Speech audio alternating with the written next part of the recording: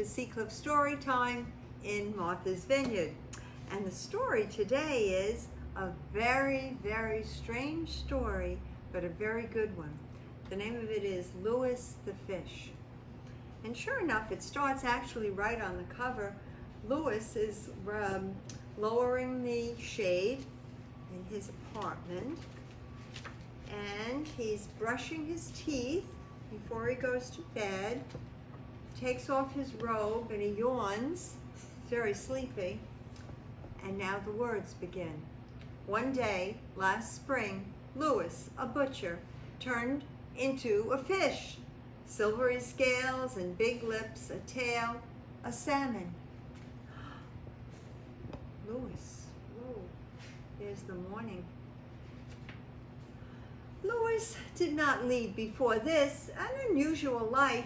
His grandfather was a butcher and his father was a butcher, so Louis was a butcher too. He had a small shop on Flatbush Avenue in Brooklyn. He had steady customers and good meat. He was always friendly, always helpful, a wonderful guy. But Louis was not a happy man. He hated meat. From the time he was a little boy, he was always surrounded by meat.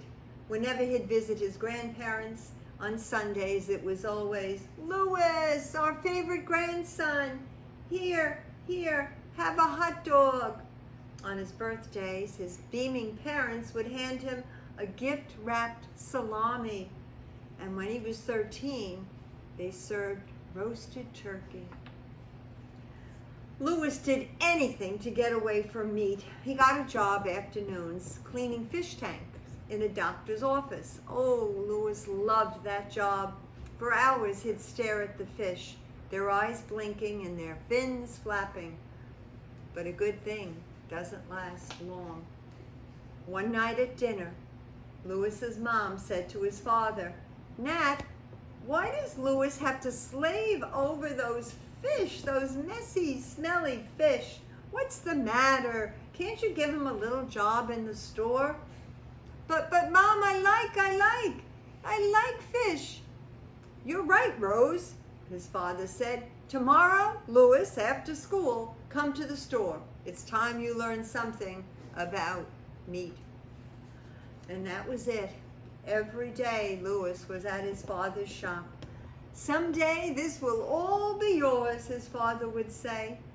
And it was. His parents moved to Florida and Louis took over the butcher shop. For years, that's where he worked. He was so unhappy. His only happy times were when he was in the big refrigerator. He'd sit there for hours and he'd draw fish. Big ones, little ones. He'd draw them all over the place. Surrounded by steaks, all Louis thought about was fish. But then it got worse. He began to see fish everywhere. At home, on the bus, at ball games. Even his customers began to look like fish to him. Business started to fail. Oh, and his health declined. He was always thirsty. At night, Louis would have trouble sleeping. One night in May, he had a dream, a very bad dream. He dreamt he was walking down the street and he was attacked. Hamburgers were punching him, salamis were kicking him, lamb chops, roast beef, briskets, all ganged up on him.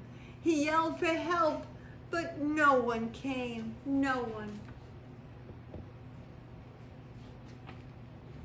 That morning, Louis woke up feeling cold and wet. He was a fish, a salmon.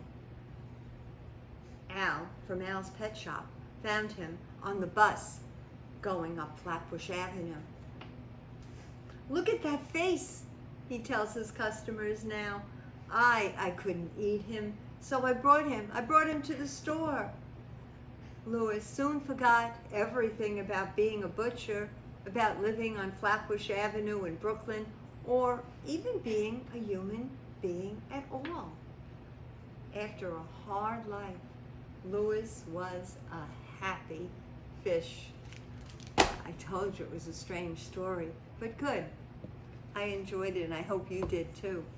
let's see. Our birthday today is going to be Casey's birthday. We're going to sing happy birthday to Casey. Let's see what we have here.